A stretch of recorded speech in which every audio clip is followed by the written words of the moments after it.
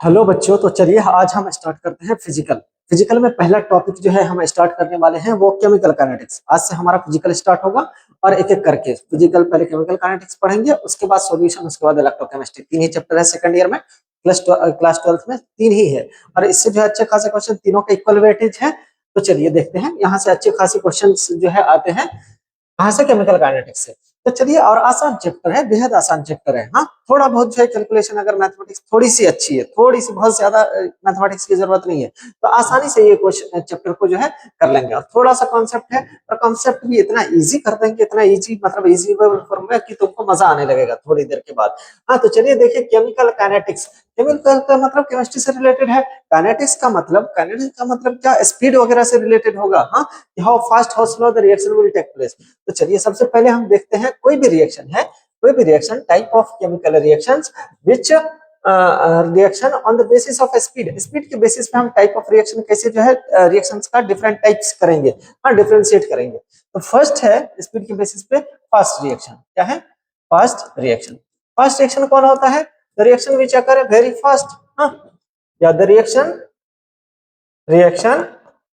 Which occur in very short interval of time, in very short interval of time, interval of time, जो reaction जो है बहुत short interval of time में हो जाए। Example क्या हो जाएगा इसका? Example will be neutralisation reaction. Neutralisation reaction, जितना भी एसिड और बेस आपस में रिएक्शन करेगा वो सारा का सारा किस में आ जाएगा? फास्ट रिएक्शन में। या फिर और क्या आ जाएगा? पीपीटी, प्रेसिपिटेशन रिएक्शन, ये सारा का सारा किस में आ जाएगा? फास्ट रिएक्शन में। हाँ, और सेकंड टाइप अगर on the basis of speed देखेंगे तो very slow reaction. Very slow reaction. Very slow reaction कौन होता है? जो बहुत, मतलब उसका कोई फिक्स इंटरवल ऑफ टाइम नहीं हो। Reaction which occur in reaction which occur in long interval of time, long interval of time, और जिसका कोई फिक्स टाइम नहीं हो होने का। एग्जांपल इसका क्या हो जाएगा? Example will B rusting of iron. क्या हो जाएगा? रस्टिंग ऑफ आयरन, या फिर blacking of oil. Blacking of oil, ये सब एग्जांपल किसका? वेरी स्लो रिएक्शन का। नेक्स्ट जो है थर्ड हमारा इंटरमीडिएट रिएक्शन। ये इंपॉर्टेंट है, इंटरमीडिएट रिएक्शन। हाँ, तो intermediate reaction, reaction which occur, reaction which is neither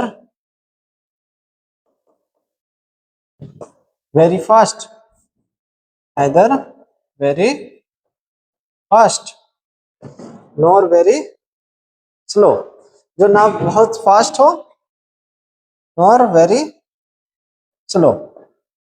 example क्या हो जाएगा? Example will B reaction of covalent compound. Reaction of covalent compound, ये सारा का सारा। और एग्जांपल देखेंगे तो क्या आ जाएगा? कोवेलेंट कंपाउंड अगर कोई एग्जांपल देखेंगे तो क्या आ जाएगा? कोई reaction N2 plus 3H2 give 2NH3, 2NH3। हाँ, ये कुछ एक शॉर्ट इंटरवल ऑफ टाइम में होगा। एग्जैक्ट जो है इसमें जो है बहुत ज्यादा ना टाइम लगेगा, ना ही बहुत कम। हाँ, तो फास्ट रिएक्शन के बारे में इस चैप्टर में नहीं, फास्ट रिएक्शन के बारे में किसमें? आयनिक इक्विलिब्रियम में फर्स्ट में जो है, सॉरी, फर्स्ट ईयर में, क्लास 11th में पढ़ते हैं। और वेरी स्लो रिएक्शंस के बारे में जनरली जो है स्पॉन्टेनियस नॉन स्पॉन्टेनियस के बारे में थर्मोडायनेमिक्स में पढ़ते हैं, क्लास 11th में।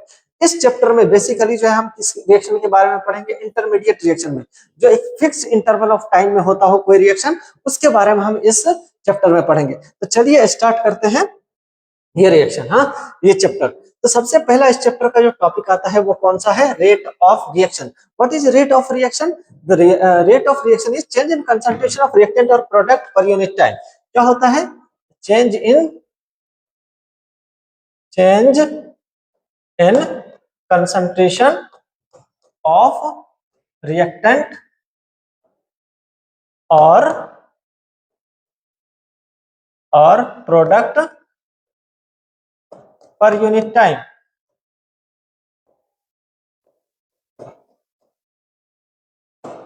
हाँ, तो change in concentration of reactant और प्रोडक्ट पर यूनिट टाइम, उसी को ही क्या कहा जाता है, called rate of reaction.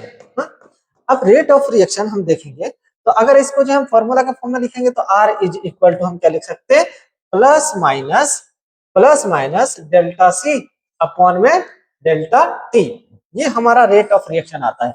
Change in concentration per unit time is known as rate of reaction. अब हमने प्लस माइनस क्यों लगाया, प्लस लगाया प्रोडक्ट के लिए, माइनस लगाया रिएक्टेंट के लिए, क्योंकि रिएक्टेंट टाइम के साथ साथ कम होता है, इसलिए उसके आगे माइनस लगाते हैं। प्रोडक्ट टाइम के साथ साथ बढ़ता है, इसलिए उसके आगे क्या लगाते हैं,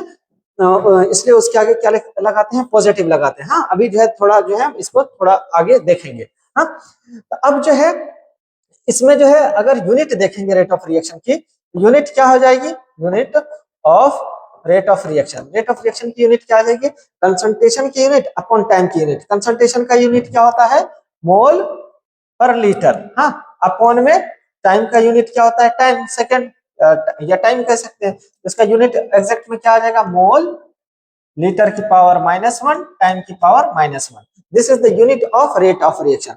अब प्लस यहाँ पे क्या इंडिकेट करता है, प्लस साइन इंडिकेट करता है। यहाँ पे हमने प्लस और माइनस लगाया ना, तो प्लस साइन इंडिकेट हाँ, जब हम यहाँ पे जो है लिखेंगे कंसंट्रेशन प्रोडक्ट का लिखेंगे तब हम प्लस लिखेंगे। हाँ, यहाँ पे अगर हम रेट लिखेंगे, अगर प्रोडक्ट के रिस्पेक्ट में R equal to plus delta C upon delta T लिखेंगे। अगर रिएक्टेंट का लिखेंगे, ये किसका, प्रोडक्ट का रेट, अगर रिएक्टेंट का लिखेंगे R, रिएक्टेंट का लिखेंगे तो क्या लिखेंगे, minus delta C upon delta T। इसलिए रिएक्टेंट और प्रोडक्ट दोनों के रिस्पेक्ट में हम रेट लिख सकते हैं। ओके, तो यहाँ पे plus sign indicate increase in concentration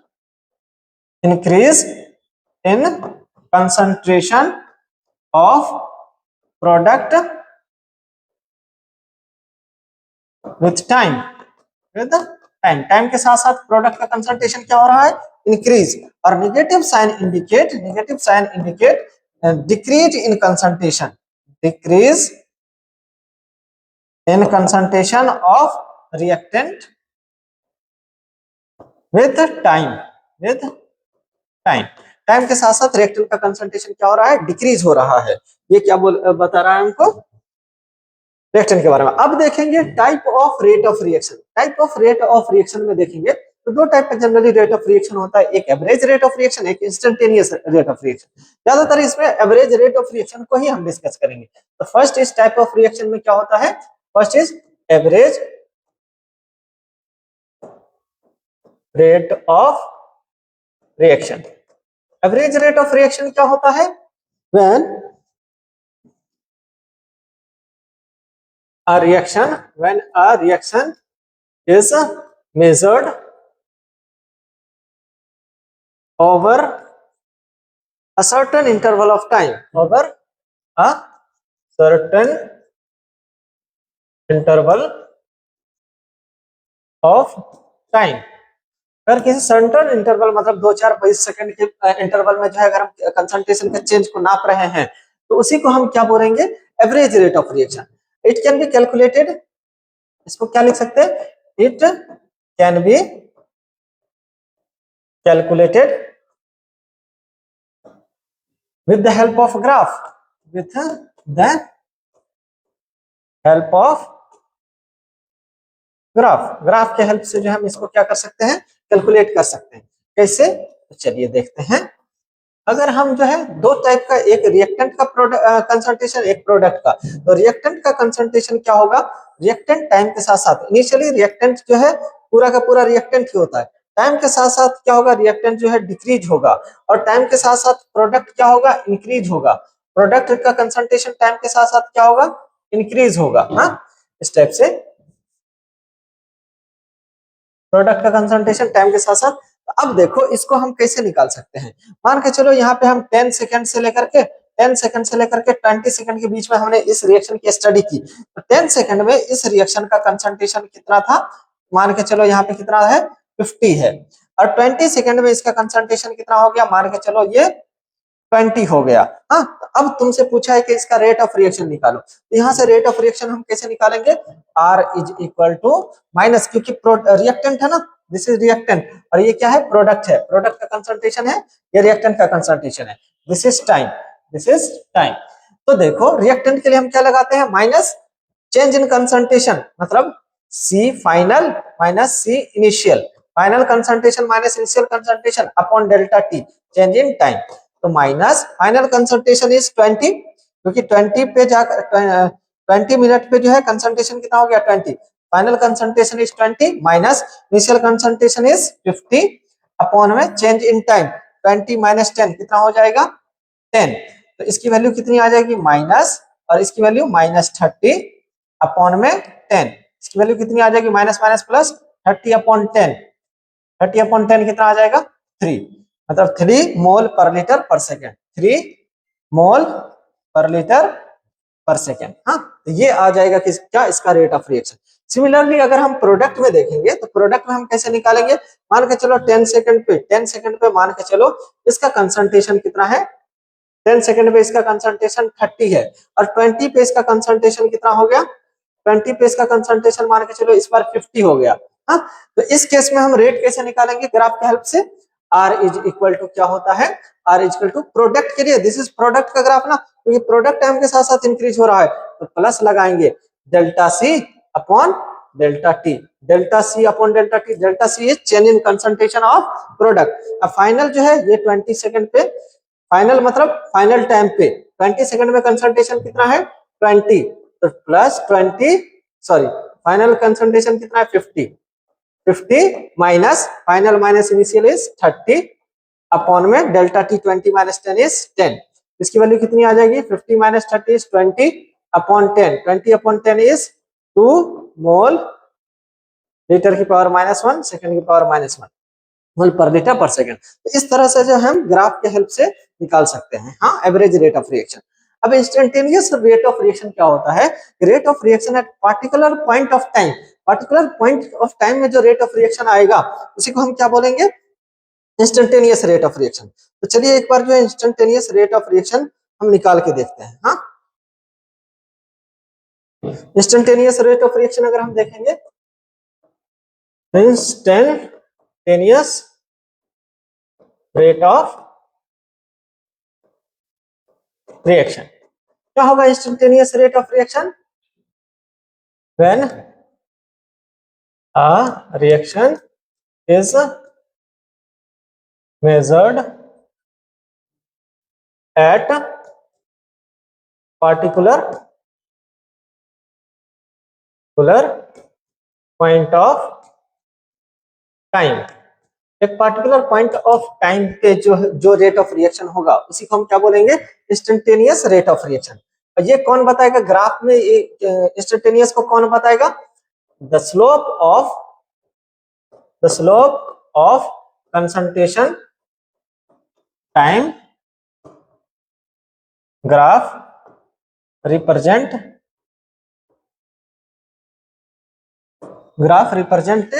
instantaneous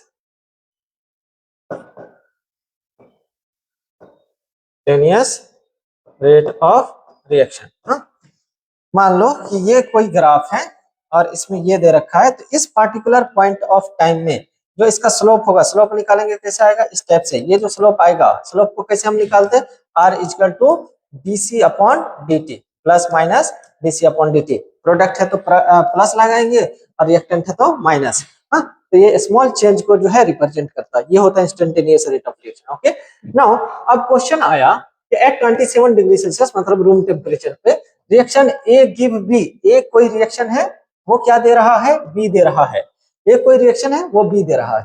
the concentration of A decrease from 0.5 to 0.2, A का कंसंट्रेशन अब ये क्या बोल रहा है कि पहले T1 पे टाइम पे जो है, मतलब T इक्वल टू 0 पे, T इक्वल टू 0 पे इसका कंसंट्रेशन कितना है 0.5, T equal to 0.5 to 0.2 in 10 second, लेकिन अब T इक्वल टू 10 सेकेंड पे इसका कंसंट्रेशन कितना हो गया है 0.2, find rate of reaction in mole per litre per second.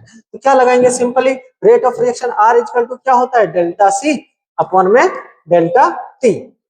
अब चेंज इन कंसंट्रेशन, ये रिएक्टेंट है ना, ए के बारे में बोल रहा है, ए का कंसंट्रेशन डिक्रीज, तो रिएक्टेंट के लिए हम यहाँ पे क्या लगाएंगे, माइनस। हाँ, तो माइनस डेल्टा सी मतलब final concentration minus initial concentration, final कितना है 0.2 माइनस 0.5 इनिशियल, अपॉन में delta T final 10 second minus 0 second, कितना आएगा 10।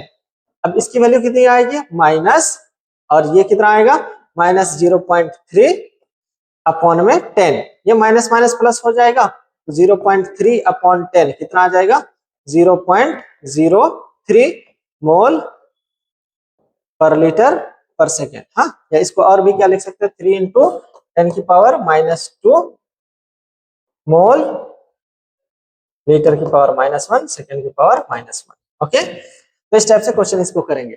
नेक्स्ट देखेंगे अपन rate expression, next topic is rate expression. अब रेट एक्सप्रेशन अच्छा टॉपिक है, यहाँ से क्वेश्चन आता है, तो देखो, it give relationship between rate of reaction and change in concentration of reactant and product. हाँ, तो ये रिलेशनशिप बताता है किससे, किसके बारे में, rate of reaction and change of concentration of reactant and product के बारे में। हाँ, तो कैसे निकालेंगे इसको, चलिए देखते हैं।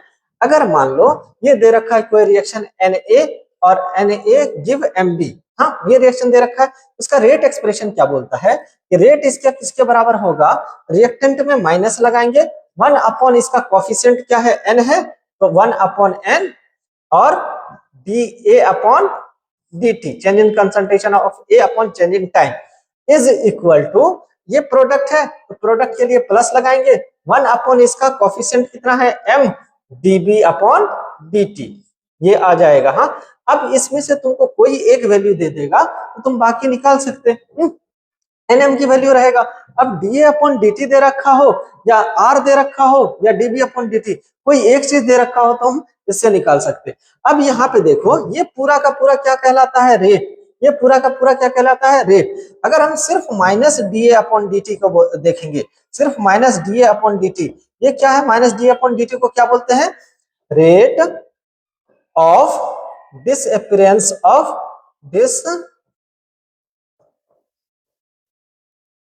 Rate of disappearance of A. हाँ, और dB plus dB upon dt क्या कहलाता है, प्लस dB अपॉन dt, ये क्या कहलाता है, रेट ऑफ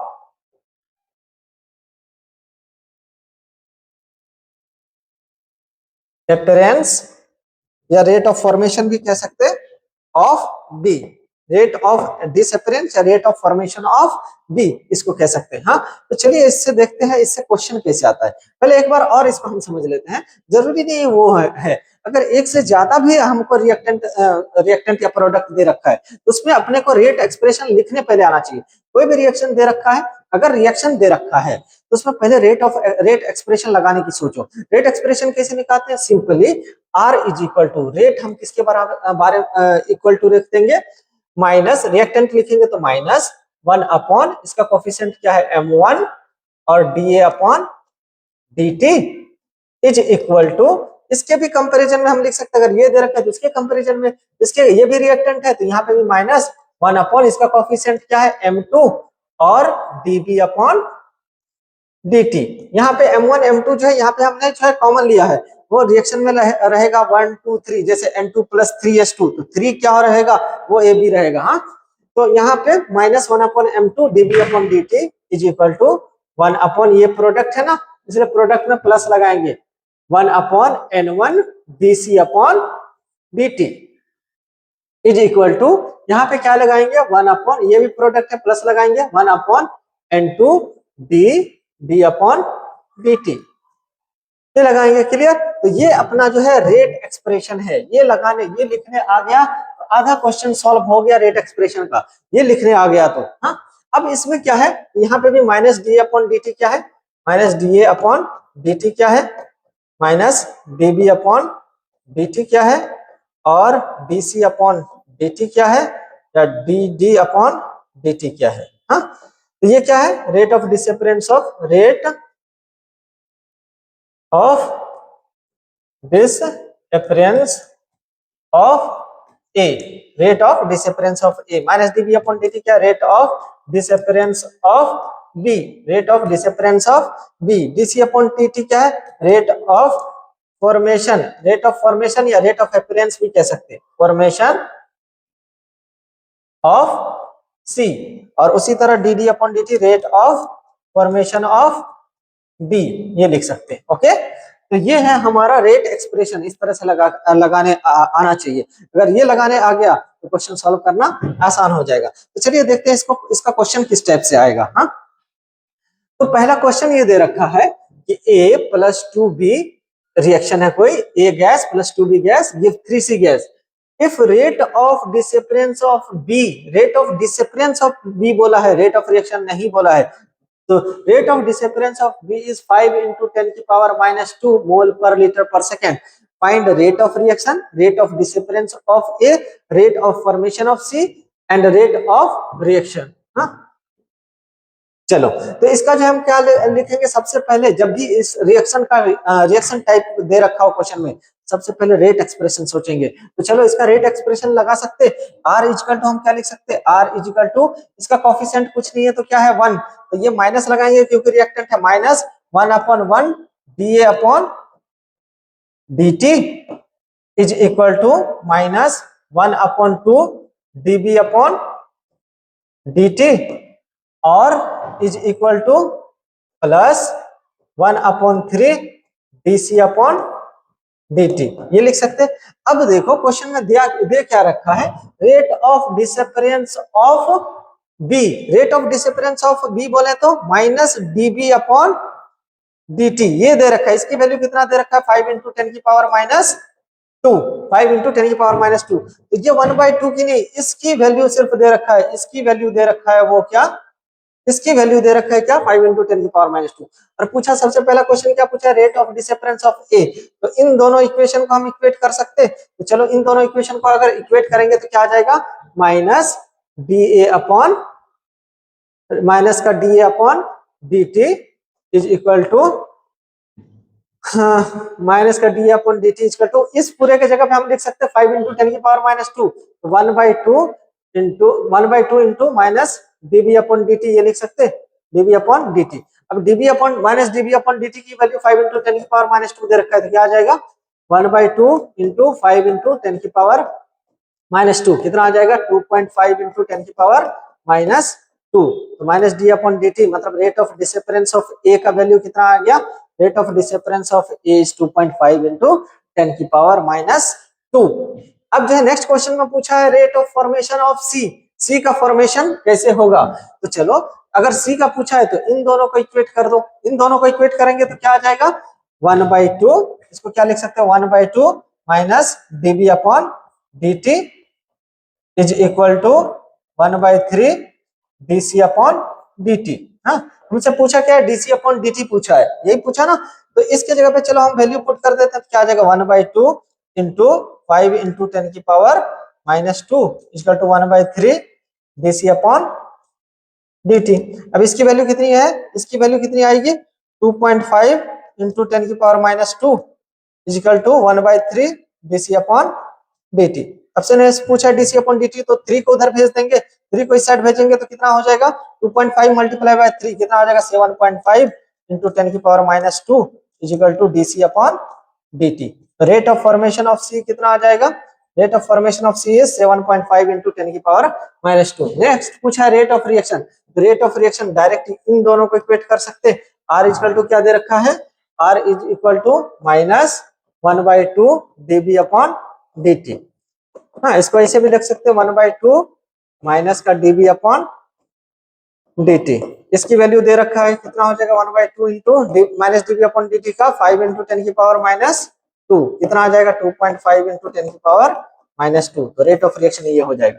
तो कोई एक दे देगा, बाकी पूछ लेगा इसमें। हाँ, रेट एक्सप्रेशन से सिंपल ही है, बस इक्वेट करने आना चाहिए। अगर इक्वेट करने आ रहा है तो ये क्वेश्चन आसान हो जाएगा। ओके, चलो नेक्स्ट देखते हैं rate low.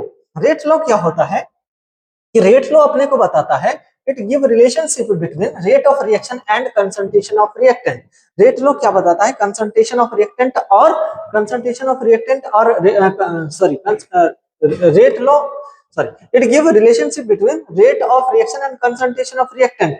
Rate of reaction और कंसंट्रेशन ऑफ रिएक्टेंट के बीच में रिलेशनशिप बताता है कौन, रेट लॉ। अभी इसको जो है हम डिटेल में देखेंगे। एक और टर्म आता है क्या, order of reaction. What is order of reaction?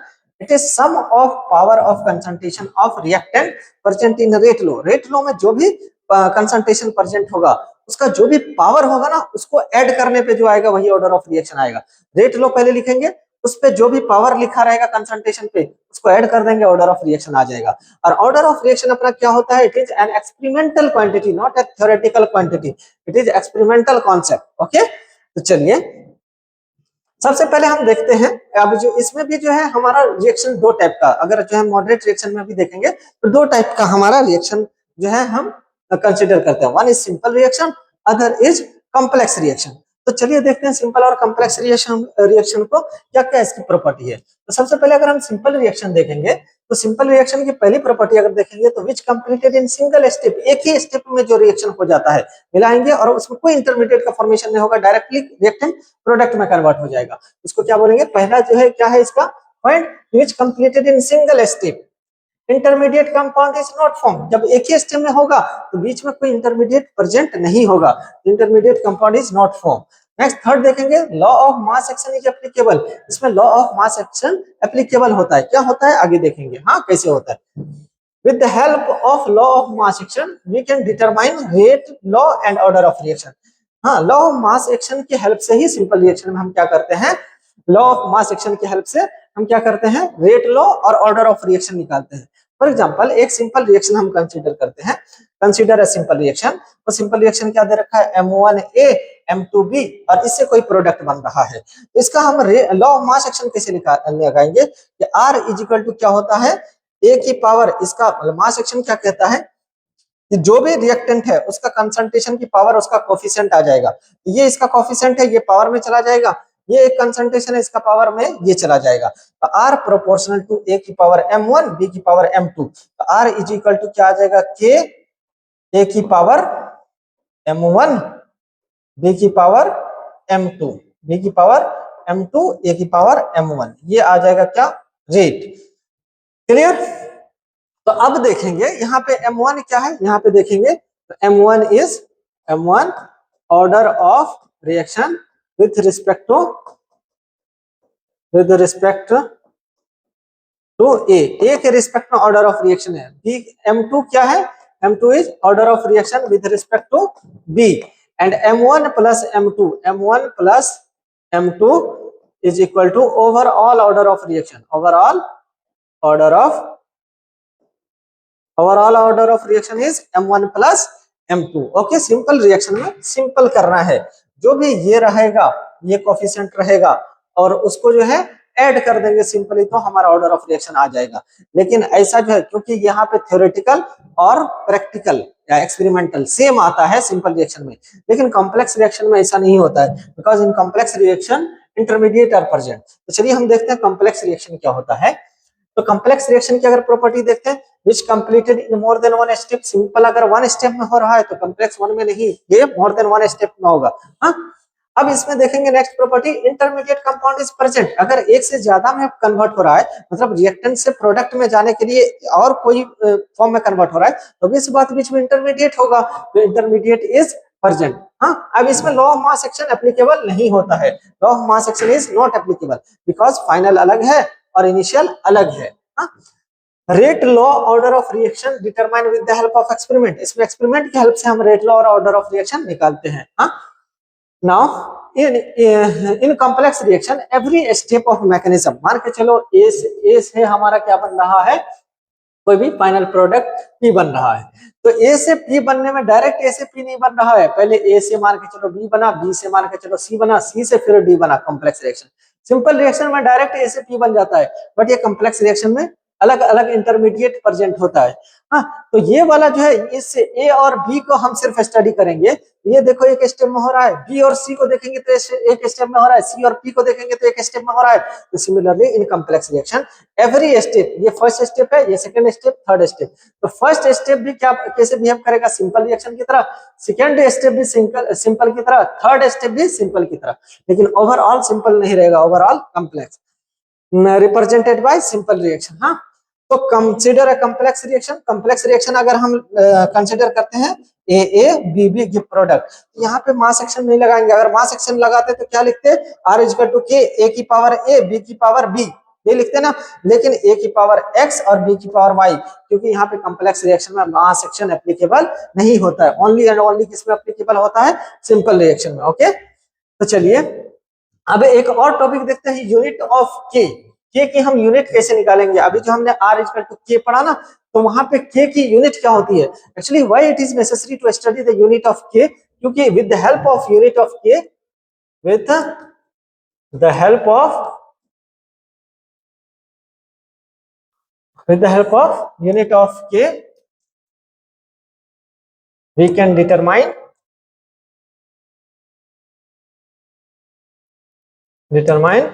the order of reaction. We can determine the order of reaction.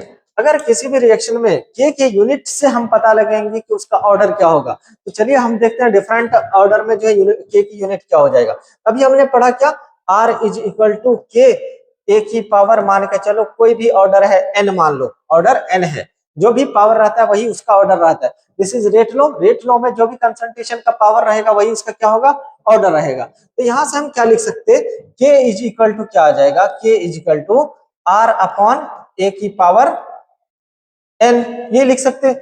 अब r क्या होता है, r इज रेट, रेट की यूनिट हमने पढ़ी है, रेट की यूनिट फिक्स होती है, रेट कांस्टेंट की यूनिट अलग होती है। हाँ, यूनिट ऑफ k, k क्या है, k is रेट कांस्टेंट, क्या है, रेट कांस्टेंट। रेट कांस्टेंट की यूनिट डिफरेंट ऑर्डर में डिफरेंट होता है, बट रेट की यूनिट सेम होता है कोई भी ऑर्डर हो। तो रेट की यूनिट क्या होता है, मोल लीटर की पावर -1 टाइम की पावर -1, मोल पर लीटर पर सेकेंड, यही होता है। यहाँ पे टाइम सेकंड या मिनट भी हो सकता है, तो टाइम की पावर -1 अपॉन में कंसंट्रेशन की पावर 1, कंसंट्रेशन का यूनिट क्या होता है, मोल लीटर की पावर -1, इसकी पावर n है, इसकी पावर n है। हम यहां से क्या लिख सकते, मोल लीटर की पावर -1 टाइम की पावर -1 अपॉन, अगर n को अंदर में मल्टीप्लाई करेंगे तो क्या आ जाएगा, मोल की पावर n लीटर की पावर -n। अगर इसको ऊपर ले जाएंगे तो क्या हो जाएगा, ऊपर ले जाएंगे तो मोल की पावर, ये 1 है, ऊपर में कुछ नहीं है तो 1 है, और 1 माइनस ये n ऊपर जाएगा तो माइनस हो जाएगा। लीटर की पावर देखो, ये -1 है, ये ऊपर जाएगा तो प्लस हो जाएगा, लीटर की पावर क्या हो जाएगा, n-1, और टाइम की पावर तो -1 ही रहेगा। यूनिट ऑफ के क्या हो जाएगा, यूनिट ऑफ के for different order of reaction ये हो जाएगा, वेयर n क्या है, ऑर्डर ऑफ रिएक्शन। अगर हम मान के चले जीरो ऑर्डर की बात करें, जीरो ऑर्डर में n की वैल्यू 0 हो जाएगी। और तो चलो हम निकाल करके देखते हैं, for zero order reaction, for zero order reaction, zero order reaction में k की यूनिट क्या हो जाएगी, अगर n की वैल्यू 0 पुट कर दो तो क्या आ जाएगा, मोल की पावर 1 लीटर की पावर -1 और टाइम की पावर -1, मतलब मोल per litre per second.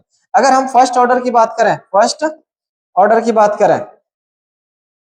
Order में क्या हो जाएगा, n की भी वैल्यू 1, 1 -1 कितना हो जाएगा, 0, एनीथिंग की पावर 0 1 हो जाएगा। यहाँ पे भी 1 -1 0 हो जाएगा, तो सिर्फ क्या आ जाएगा, टाइम इनवर्स, सिर्फ टाइम इनवर्स आ जाएगा। इस तरह n की वैल्यू रख करके हम ऑर्डर निकाल सकते हैं। ओके, तो चलो अब जो हमने कॉम्प्लेक्स रिएक्शन पढ़ा है, उस कॉम्प्लेक्स रिएक्शन में हम जो है थ्योरेटिकली कैसे निकालेंगे उसका ऑर्डर ऑफ रिएक्शन वगैरह, rate low, order of reaction, ये सब कैसे निकालेंगे। तो मान के चलो फॉर ए कॉम्प्लेक्स रिएक्शन, एक कॉम्प्लेक्स रिएक्शन दे रखा है, क्या दे रखा है, एक complex reaction 2NO + Cl2 give 2NOCl। हाँ, इसका जो है मैकेनिज्म, ये सब इंटरमीडिएट है। फर्स्ट मैकेनिज्म में फर्स्ट स्टेप में क्या हो रहा है, NO मिल रहा है Cl2 से, NO Cl2 से मिल रहा है, तो ये NOCl2 बन रहा है। हाँ, और फिर NOCl2 फिर से NO से मिलता है, तो ये हमारा क्या बना देता है, 2NOCl। फाइनली ये जाकर के बनता है। एक ही स्टेप में NOCl नहीं बना है, पहले NOCl2 बनता है, बाद में ये। तो एक पूछा हमसे इंटरमीडिएट क्या होता है, जो हमारा ये मेन रिएक्शन है ना, मेन रिएक्शन जो है वो जो हमारा मैकेनिज्म दे रखा है, मैकेनिज्म में और मेन रिएक्शन में जो चीज प्रेजेंट नहीं है मेन रिएक्शन में, तो वही हमारा क्या होगा, इंटरमीडिएट। तो मेन रिएक्शन में क्या है, NOCl2 और NOCl। अब इसके अलावा कोई भी प्रेजेंट है तो वो हमारा क्या होगा, इंटरमीडिएट। तो देखो NO मेन रिएक्शन में है, ये इंटरमीडिएट नहीं होगा। Cl2 मेन में है, ये इंटरमीडिएट नहीं होगा। NOCl2 मेन रिएक्शन में है, नहीं है, तो इंटरमीडिएट हमारा क्या होगा, NOCl2 ही आएगा। तो एक हमको इंटरमीडिएट पता चल गया, क्या होगा थर्ड क्वेश्चन का, क्या होगा, NOCl2, दिस इज इंटरमीडिएट। हम देखेंगे मेन रिएक्शन और मैकेनिज्म। मैकेनिज्म में वो कंपाउंड जो मेन रिएक्शन में प्रेजेंट नहीं है वही इंटरमीडिएट कहलाता है। हाँ, अब चलो इसका हम जो है बाकी रेट और ऑर्डर कैसे निकालेंगे। तो जो भी हमारा स्लो स्टेप दे रखा है ना, इसमें दो स्टेप, अलग अलग स्टेप होगा, फास्ट भी होगा, स्लो भी होगा। तो सबसे पहले हम स्लो, हर स्टेप का जो है सिंपल की तरह बिहेव करता है, ओवरऑल कॉम्प्लेक्स है ना, हमने बताया था कि every step behave as a simple reaction. तो ये भी स्टेप सिंपल की तरह बिहेव करेगा। हमको क्या करना है, हमने क्या करना है, सबसे पहले स्लो के हेल्प से रेट लिखना है। तो स्लो के हेल्प से रेट लिखेंगे तो क्या लिखेंगे, R इज इक्वल टू के NOCl2 की पावर 1 और NO की पावर 1। हाँ, अब देखेंगे स्लो के हेल्प से अगर हम रेट लिखे हैं, स्लो के हेल्प से अगर हम रेट लिखे हैं, तो ये दोनों जो भी हमने रेट लॉ में आया है वो अपने मेन रिएक्शन में प्रेजेंट है या नहीं है। अगर प्रेजेंट है, मान के चलो NO प्रेजेंट है, हाँ NO प्रेजेंट है, NOCl2 प्रेजेंट है, कहीं पे नहीं प्रेजेंट है, तो अगर जो इंटरमीडिएट, मतलब क्या कि जो प्रेजेंट नहीं है मतलब इंटरमीडिएट है, उस इंटरमीडिएट को एलिमिनेट करना है किसके हेल्प से, फास्ट के हेल्प से। हाँ, तो ये NOCl2 को हम कैसे एलिमिनेट करेंगे, देखो हम यहाँ से क्या लिख सकते हैं, K1 NO का कंसंट्रेशन इंटू Cl2 का concentration is equal to K2 NOCl2 का कंसंट्रेशन। हाँ, क्योंकि यहाँ पे इसका रेट और इसका रेट सेम होता है, क्योंकि फास्ट रिएक्शन ज्यादातर रिवर्सिबल होता। हाँ, तो यहाँ से हम NOCl2 क्या लिख सकते हैं, NOCl2 की वैल्यू क्या लिख सकते हैं, K1 upon K2 into NO into Cl2, ये लिख सकते हैं। हाँ, तो चलो NOCl2 की जगह पे हम ये वाली वैल्यू पुट कर सकते हैं। तो ये वाली वैल्यू अगर पुट करेंगे तो क्या आ जाएगा, K into K1 upon K2, ये K1 अपॉन K2 और NO इंटू Cl2 इंटू, ये तो इसके बदले में लिखा है, और NO जो है ये वाला एज इट इज रहेगा। हाँ, ये लिख सकते हैं। अब NO इस पूरे को हम क्या K इक्विवेलेंट लिख सकते हैं, हाँ K equivalent into Cl2 into NO, और NO कितना हो जाएगा, NO की पावर 2, NO की पावर 2। तो अब इसका जो है हमसे क्या पूछा है, रेट लो। रेट लो क्या आ जाएगा, R is equal to K equivalent NO की पावर 2 Cl2। अब देखो ये NO और Cl2 ये मेन रिएक्शन में है ना, तो ये अपना आ गया। और दूसरा क्या पूछा, order of reaction. Order of reaction क्या होता है, ऑर्डर ऑफ रिएक्शन क्या हो जाएगा, ऑर्डर ऑफ रिएक्शन की कंसंट्रेशन की जो पावर है, यहाँ पे कुछ नहीं तो 1, यहाँ पे 2, उसका सम करते हैं, तो 1 + 2 कितना आ जाएगा, 3। Order of reaction will be 3 because order of reaction is sum of power of concentration of reactant. तो रिएक्टेंट का कंसंट्रेशन का सम करेंगे तो 2 + 1 3 आ जाएगा। ओके, तो इस टाइप से करते हैं। अगर समझ में नहीं आया, चलो एक और एग्जांपल लेते हैं। हाँ, सेम टाइप का क्वेश्चन दिया है हमें, तो इसमें भी पूछा rate low, order of reaction, intermediate. अपना मेन रिएक्शन ये है और उसमें मैकेनिज्म जो है ये दे रखा है, स्टेप 1 और स्टेप 2, इसी स्टेप 2। तो ये मेन रिएक्शन है। अब मेन रिएक्शन में देखो क्या दे रखा है, O3 मतलब ओजोन और O2 दे रखा है। हाँ, इसके अलावा जो भी प्रेजेंट होगा मैकेनिज्म में वो अपना इंटरमीडिएट होगा। देखो O3 तो मेन रिएक्शन में प्रेजेंट है, O2 मेन रिएक्शन में प्रेजेंट है, O मेन रिएक्शन में है नहीं है, तो इंटरमीडिएट अपना क्या आ जाएगा, नेसेंट ऑक्सीजन, O आ जाएगा क्या, इंटरमीडिएट। हाँ, अब चलो हमने क्या बोला कि जब भी कॉम्प्लेक्स रिएक्शन होगा सबसे पहले स्लो के हेल्प से रेट लिख लो। स्लो के हेल्प से जो है मार्क सेक्शन लगा दो, कहां है स्लो, RDS बोले, रेट डिटरमाइनिंग स्टेप, या स्लो सेम बात है। स्लो स्टेप ही क्या होता है, RDS। हाँ, तो इसके हेल्प से अगर हम रेट लिखेंगे तो R इक्वल टू हमारा क्या हो जाएगा, R equal to K O3 का कंसंट्रेशन इनटू नेसेंट ऑक्सीजन का कंसंट्रेशन। अब देखो ये अपने जो है मेन रिएक्शन में सारा है नहीं, ये इंटरमीडिएट है ना, इंटरमीडिएट को हटाने के लिए अपन क्या यूज करते हैं, for removal of intermediate use fast reaction. Fast reaction को कैसे यूज करेंगे, तो यहाँ पे क्या लिख देंगे हम, K1 into O3 is equal to, because fast reaction is reversible, is equal to K2 into O2 into O, ये लिख सकते हैं। तो यहां से ओ के बारे में हम क्या लिख सकते हैं, O is equal to K1 upon K2 O3 का कंसंट्रेशन अपॉन O2 का कंसंट्रेशन, ये लिख सकते हैं, ये लिख सकते हैं। हाँ, तो अब O के जगह पे ये वाला वैल्यू जो है, O के जगह पे ये वाला वैल्यू पुट कर देंगे। हाँ, इस O के जगह, उस O के जगह पे ये वाला, क्योंकि O इसके बराबर भी है, ये वाला वैल्यू पुट कर देंगे। तो R इक्वल टू क्या आ जाएगा, K O3, और वो वाला पुट पर करेंगे इसके बारे में, क्या आ जाएगा, K1 upon K2 O3 upon में O2। हाँ, अब ये सारा K मिला करके क्या आ जाएगा, K equivalent O3 into O3 क्या आ जाएगा, O3 की पावर 2 एंड O2 की पावर -1। हाँ, थ्योरेटिकली ये -1 पॉसिबल है, प्रैक्टिकली ये पॉसिबल नहीं है। हाँ, तो चलो यहाँ पे order of reaction, overall order of reaction क्या आ जाएगा, ऑर्डर ऑफ रिएक्शन 2 -1 1 आ जाएगा। ओके, क्योंकि 2 और प्लस -1 करेंगे तो कितना आ जाएगा, 1। इस तरह से अपन जो है कॉम्प्लेक्स रिएक्शन यूज करते हैं। ओके, तो अब नेक्स्ट हम देखते हैं order of reaction. What is order of reaction? Actually it is sum of power of concentration of reactant present in a rate law. If any rate law are given, for example R is equal to K A की power X and B की power Y are given, this is actually rate law. And in a rate law, the sum of power of concentration of reactant present in the rate law is known as order of reaction.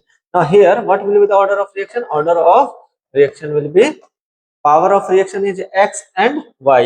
The order of reaction will be X plus Y. This is actually the order of reaction for this reaction. Now, what is the property of this order of reaction? Actually, order of reaction is experimental concept. Order of reaction क्या है? Experimental concept है. The value of order of reaction is positive, zero और fractional. Order of reaction की value क्या हो सकती है, zero भी हो सकती है, पॉजिटिव और फ्रैक्शनल भी हो सकती है। Okay, and it is experimental concept. Generally maximum value of order of reaction is 3। Generally ऐसा एक्सपेरिमेंटली आया है कि 3 से ज्यादा ऑर्डर ऑफ रिएक्शन नहीं आता है। Okay, and heterogeneous catalytic reactions occur by absorption process. Order of, जब भी हेट्रोलाइटिक रिएक्शन होगा उस केस में ऑर्डर ऑफ रिएक्शन क्या होगा, zero. What is heterolytic reaction? If reactant और product or catalyst either any one present in a different phase. For example, N2 plus 3H2 give 2NH3, N2 plus 3H2 give 2NH3. Here reactant and product are in gaseous phase, in same phase. This is gas and this is also gas, all are in gaseous state, but the catalyst here either use PT or PD or Ni. This catalyst is in solid state, this is solid.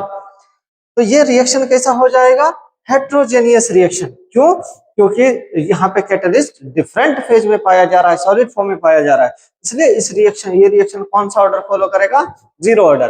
अगर कोई भी heterolytic reaction है तो वो zero order को follow करेगा। Okay, तो चलिए नेक्स्ट हम देखते हैं क्वेश्चन इससे कैसे कैसे आता है। In a simple reaction 2A plus B gives C plus D। अगर सिंपल रिएक्शन दे रखा है तो इसमें डायरेक्ट हम क्या अप्लाई कर सकते हैं, law of mass action apply कर सकते हैं। तो लॉ ऑफ मास एक्शन से यहाँ पे रेट लॉ हम क्या लिख सकते हैं, R equal to K A की पावर 2, जो भी कोफिशिएंट रहेगा वो ऊपर चला जाएगा, A की पावर 2 एंड B की पावर 1। दिस इज अगर सिंपल रिएक्शन है तो, क्योंकि सिंपल रिएक्शन में law of mass action applicable होता है और complex reaction law of mass action is not applicable. दे रखा है सिंपल रिएक्शन तो डायरेक्टली हम क्या लिख सकते हैं, रिएक्टेंट की कंसंट्रेशन की पावर उसका कोएफिशिएंट। हां, now if concentration of B is kept constant and concentration of A is increase by 3 times. B का कंसंट्रेशन कांस्टेंट रखा है उसने और A को क्या किया है, 3 टाइम्स कर दिया है, then rate of reaction will be, नया रेट क्या हो जाएगा, तो मान के चलो R डैश हमारा नया रेट होगा। कब? जब हमारा A की वैल्यू क्या हो जाएगा, 3A। A का कंसंट्रेशन कितना कर दिया, 3A। हम इसको क्या लिख सकते हैं, 3A की पावर 2 एंड B को एज इट इज रखा है B। अब इसको हम इक्वेशन फर्स्ट मान लेंगे and this is equation second. अब हम क्या करेंगे, इन दोनों को डिवाइड कर देंगे, equation first divided by second, first divided by second. What we will get, देखो ये B से B कैंसिल हो जाएगा, यस, K से K कैंसिल हो जाएगा। अब क्या बचेगा हमारे पास, R ओरिजिनल पहला rate upon new R dash is equal to A square, मतलब A की पावर 2 अपॉन 3A की पावर 2 इज 9A square, 9A square. Now A square cancel, क्या हो जाएगा 1 upon 9। Now by cross multiplication we get R dash is equal to 9R। तो हमारा क्या आ जाएगा 9R, ओरिजिनल रेट के कितना टाइम्स हो जाएगा 9 टाइम्स। तो क्या है question, in simple reaction 2A plus C 2A plus B gives C plus D if concentration of B keep constant and concentration of A increase by 3 times then rate of reaction will be 9 times। Rate of reaction कितना हो जाएगा original rate के 9 times, 9 गुना बढ़ जाएगा अगर 3 times करेंगे A का। Next इसमें क्वेश्चन कैसे आ सकता है, simple reaction A plus B give product if volume of container become double then rate of reaction will be। अगर वॉल्यूम को हम डबल कर देते हैं तो रेट ऑफ रिएक्शन क्या आ जाएगा। तो चलो देखो, पहले इसका मान के चलो R क्या होगा, R is equal to simple reaction है तो हम direct law of mass action लगा सकते K A की पावर 1 एंड B की पावर भी 1, ये लिख सकते हैं A की पावर 1 इंटू B की पावर 1। न्यू R डैश हमारा क्या आ जाएगा, R dash is equal to K। अब जो है इसका वॉल्यूम डबल किया गया है, तो मोल तो हमारा कांस्टेंट रहता है, तो कंसंट्रेशन क्या होता है, concentration is equal to N by V होगा ना, तो मोल रिमेन कांस्टेंट, तो नया C डैश जो होगा वो क्या आ जाएगा N अपॉन 2V। अब N बाई V को ही हम C बोलते हैं, तो इसका कंसंट्रेशन C डैश किसके बराबर हो जाएगा, C बाई 2 के बराबर हो जाएगा। तो यहाँ पे इसका कंसंट्रेशन कितना हो जाएगा A अपॉन 2 और B का भी कंसंट्रेशन कितना आ जाएगा B upon 2, because volume increase करने पे, वॉल्यूम डबल करने पे कंसंट्रेशन हाफ हो जाता है। Okay, now this is equation first and this is equation second.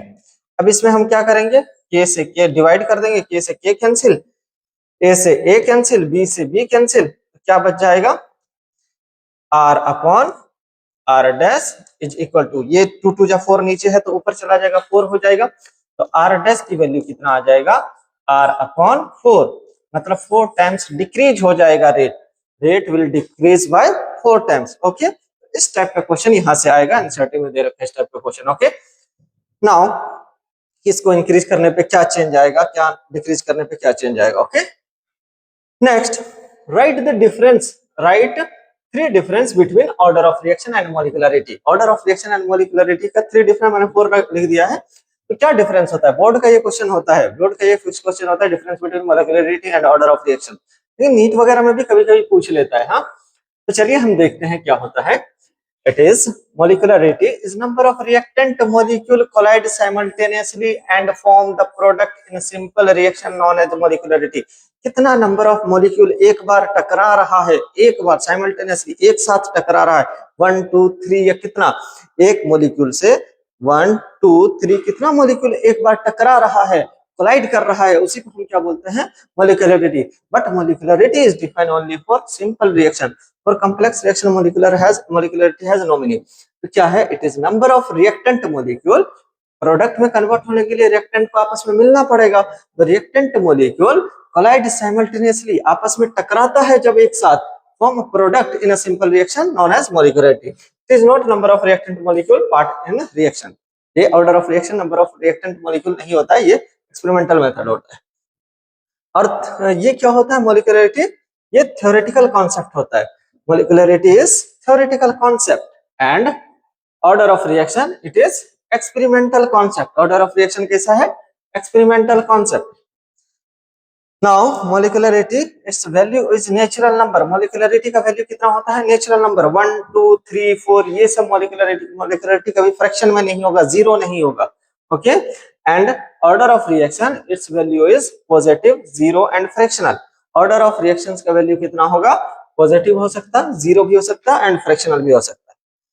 Generally complex reaction molecularity have no meaning, molecularity only defined for simple reaction, for complex reaction molecularity have no meaning generally, and generally for both reaction simple and complex reaction दोनों के लिए applicable होता है कौन, order of reaction। हाँ, तो चलिए अब एक्सपेरिमेंटल मेथड से हम देखते हैं determination of order of reaction by experimental method, experimental method से हम ऑर्डर ऑफ रिएक्शन कैसे निकालेंगे। तो चलिए देखते हैं हम एक्सपेरिमेंट करके। Initial rate law method, first में इनिशियल रेट लॉ मेथड हम देखेंगे कि मतलब इनिशियल हम जो है कितना कंसंट्रेशन ले रहे हैं उससे रेट पे क्या फर्क पड़ रहा है। तो मान लो दो हमने रिएक्टेंट लिया, एक रिएक्शन हमारा क्या A plus 2B give product, ये कोई रिएक्शन है। इसका हमने जब एक्सपेरिमेंट किया तो फर्स्ट एक्सपेरिमेंट में हमने A का कंसंट्रेशन कितना लिया 0.012, एनसीईआरटी का क्वेश्चन है ये। तो इसका कंसंट्रेशन हमने कितना लिया 0.012 और B का कंसंट्रेशन कितना लिया 0.035 एंड इस केस में जो है हमारा इनिशियल रेट आया वो कितना आया 0.1। सेकेंड एक्सपेरिमेंट में हमने क्या किया, सेकेंड एक्सपेरिमेंट में A का कंसंट्रेशन हमने बढ़ा करके कितना कर दिया 0.024 एंड B का कंसंट्रेशन हमने बढ़ा करके कितना कर दिया 0.070। इस केस में जो हमारा रेट आया वो 0.8 आया। थर्ड केस में हमने क्या किया, इसका कंसंट्रेशन 0.024 लिया और इसका कंसंट्रेशन 0.035 लिया। फोर्थ केस में हमने क्या किया, इसका 0.012, इसका 0.070, इस केस में रेट 0.8 आया, यहाँ पे 0.1। तो अब देखो इसको हम करते कैसे हैं। तो सबसे पहले जिसके रिस्पेक्ट में हमको निकालना है ऑर्डर, या तो बी के रिस्पेक्ट में या ए, पहले दोनों का निकाल लेंगे, उसके बाद रेट लॉ लिख देंगे। इसमें क्वेश्चन क्या पूछा है, find rate law and order of reaction. तो इंडिविजुअली पहले ए के रिस्पेक्ट में ऑर्डर निकालेंगे।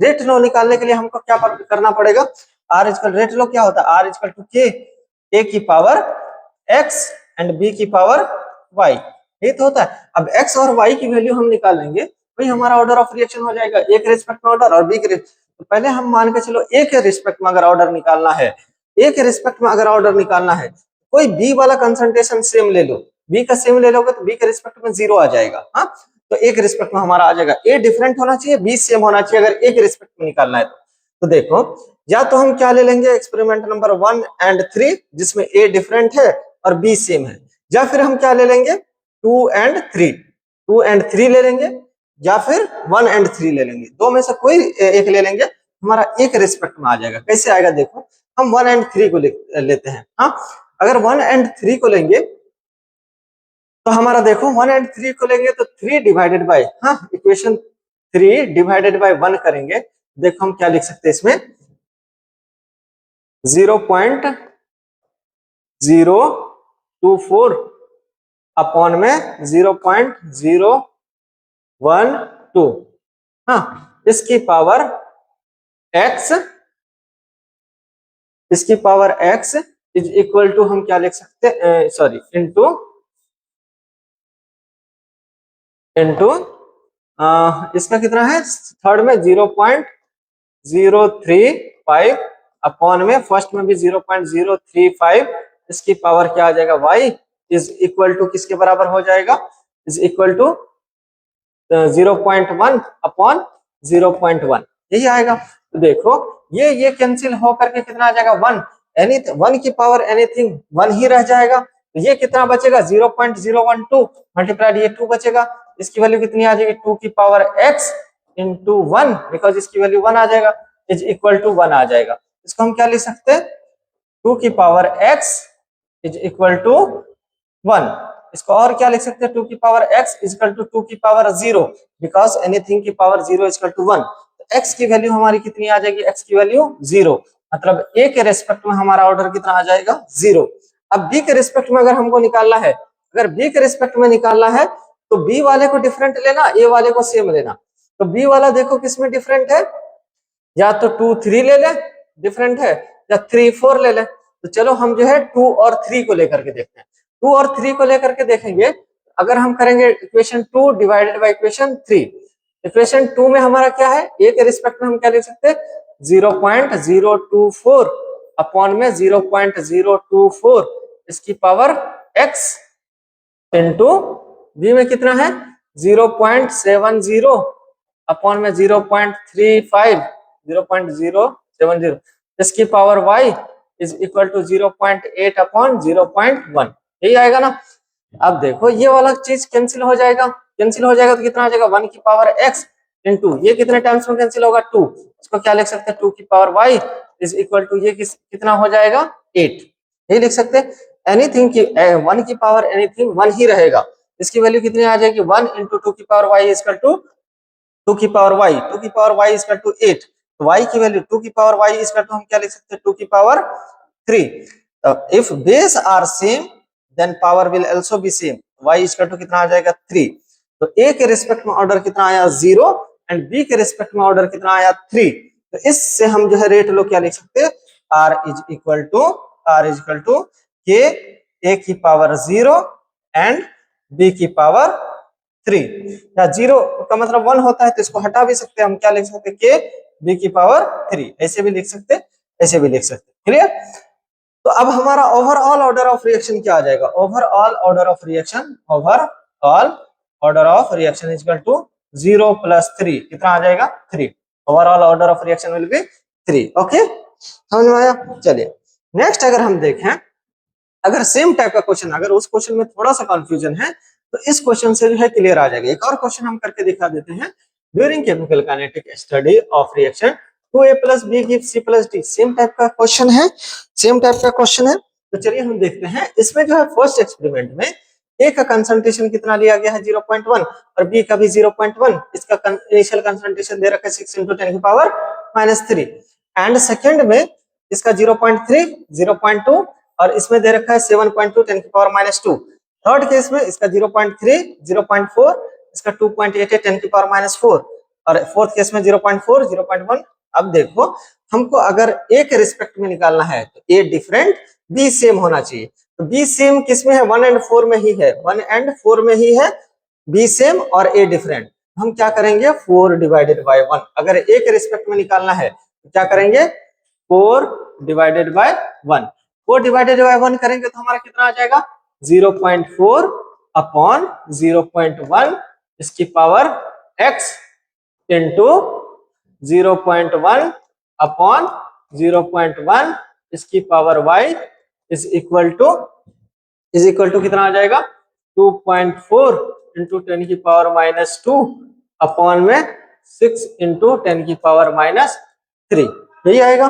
अब देखो इसको सॉल्व करेंगे क्या आ जाएगा, ये कितना 1 आ जाएगा, 1 की पावर एनीथिंग 1 ही रहेगा, इसकी वैल्यू 1 हो जाएगी और इसका वैल्यू कितना आ जाएगा, ये कैंसिल होकर के 4 की पावर x आ जाएगा। 4 की power x is equal to इसकी वैल्यू कितनी आ जाएगी, ये कैंसिल होकर के ऊपर 10 आ जाएगा, 10 मल्टीप्लाई बाय 24/6, 24 अपॉन 6 इसकी वैल्यू कितनी आ जाएगी 4। तो यहाँ पे हम क्या लिख सकते हैं 4 की पावर x मतलब 2 की पावर 2x लिख सकते हैं।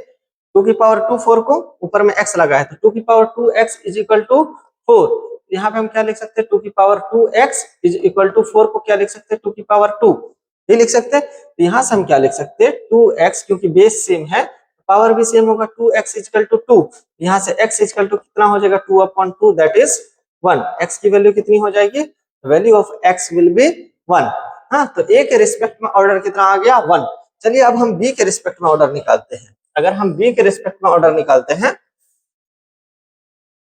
तो b के रिस्पेक्ट में हमारा ऑर्डर कितना आएगा, b में जो है अगर हम b के रिस्पेक्ट में निकालते हैं तो b डिफरेंट होना चाहिए, a सेम रहना चाहिए।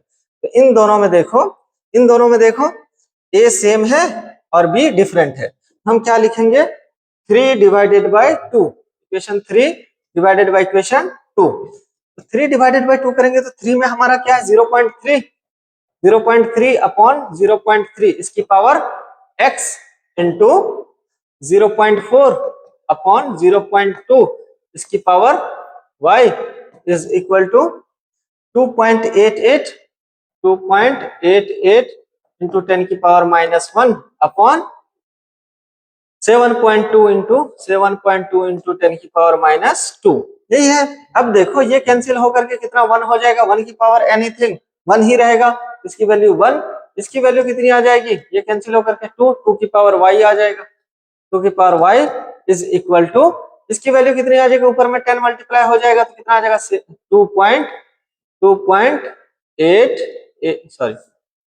28.8 अपॉन 7.2।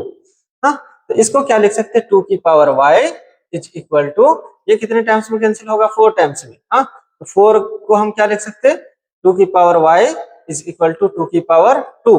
नाउ बेस सेम है पावर भी सेम, y किसके बराबर हो जाएगा y is equal to 2 x is equal to 1, y is equal to 2, तो इसका रेट लॉ क्या आ जाएगा, r is equal to k a की पावर 1 एंड b की पावर 2, a की पावर 1 एंड b की power 2, this is rate law.